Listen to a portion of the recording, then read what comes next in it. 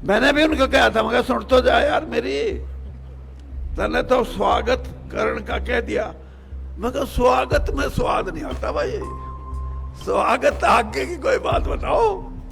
अरे हंसो हंसो ना, बेरा है तुमने। स्वागत है के लिए स्वागत की आधार कार्ड नहीं बने। 360 रुपये 1 क्विंटल गन्ना किसान डाल के आता है, और उस गन्ने से क्या क्या बनता है। 800 रुपये से कम की तो दारू की बोतल नहीं बनती। और हमारे बीच में अपने गुप्ता जी, सुशील गुप्ता जी भी बोल के गए। मैंने भी उनको कहा था, मगर सुन तो जा यार मेरी, तने तो स्वागत करण का कह दिया, मगर स्वागत में स्वाद नहीं आता भाई, स्वागत आगे की कोई बात बताओ। अरे हंसो हंसो ना, बेरा है तुमने। स्वागत है के लिए स्वागत की आधार कार्ड नहीं बने। राजनीति के अंदर अगर हम अपने प्रदेश की राजनीति को बदलना चाहते हैं तो दो बातें, जो भी राजनेता करेगा और जो भी राजनीतिक दल करेगा, वीरेंद्र सिंह उसके साथ खड़ा होगा। और वो दो बातें क्या कि एक तो भ्रष्टाचार से लड़ाई लड़नी पड़ेगी। ये जो मैं इसलिए कहता हूं कि ईमानदारी और बेईमानी में फर्क कितना है। ये जो प्रोग्राम हुआ, इस प्रोग्राम में मेरे पास पैसे नहीं थे कि मैं 5, 7, 10 लाख रुपए खर्च करके लोगों को गाड़ियों में, मोटर में और क्या होती क्रूजर में भर के लेके आऊं। राजनीति बिगाड़ दी लोगों ने।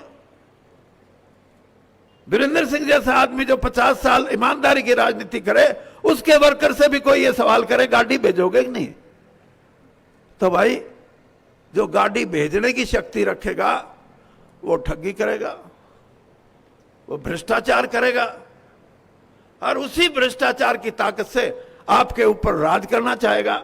ऐसी ताकतों से लड़ने की शक्ति अगर आप में है तो मैं वही बात करूंगा जो राजनीति की दिशा और राजनीति की दशा बदल दे। और अगर ये शक्ति नहीं है तो 76 साल का ओलिया, 14 इलेक्शन लड़ लिए,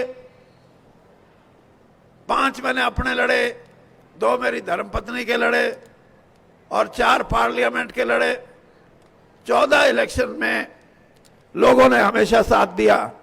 और हैरानी की बात है कि जब जब इलेक्शन लड़ने की बात आई, लोगों ने अपने आप, वीरेंद्र सिंह को कभी यह नहीं लगा कि मेरे को पैसे की कमी होगी।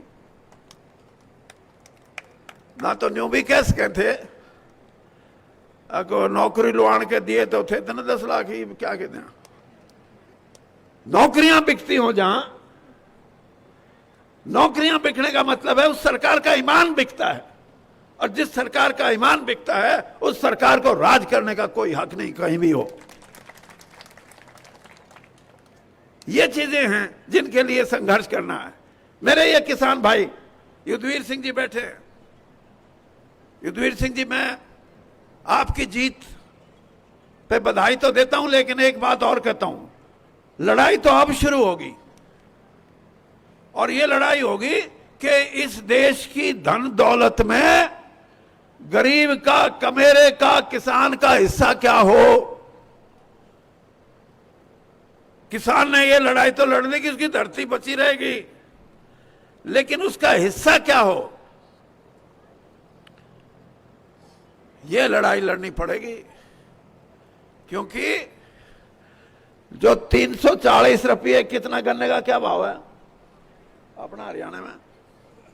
340 क्विंटल है, 360 रुपये 1 क्विंटल गन्ना किसान डाल के आता है, और उस गन्ने से क्या क्या बनता है। 800 रुपये से कम की तो दारू की बोतल नहीं बनती। हाँ, मेरा ये, अगर मुझे भगवान ने कभी शक्ति दी तो मैं किसान की ये लड़ाई लड़ूंगा कि कम से कम शुरुआत करने के लिए वो मंडी में अपना अनाज बेच के या गन्ना मिल में डाल के ना आए, बल्कि जो उसका वैल्यू एडिशन का पहला कदम है उस वैल्यू एडिशन के पहले कदम में उसकी कीमत तय की जाए। और जो मोदी जी कहते हैं जिस दिन ये काम हो गया, सिर्फ डबल नहीं होगी किसान की इनकम, 3 गुना, 4 गुना, 5 गुना भी हो सकती है। हमारे साथ तो ठगी हो रही है। अरे पैदा हम करें, खून पसीना हम बहाएं, खेत में दिन रात हम काम करें, मिले कुछ भी ना। ये कमेरा वर्ग जो किसान के साथ मिलके काम करता है, इसको पूरी पगार ना मिले, पूरी तनख्वाह ना मिले, ये इंसाफ नहीं है। इंसाफ तब है जब इस प्रदेश की, इस देश की और इस दुनिया की धन दौलत में कमेरे वर्ग का हिस्सा बढ़ेगा तो कमेरा वर्ग खुशहाल होगा।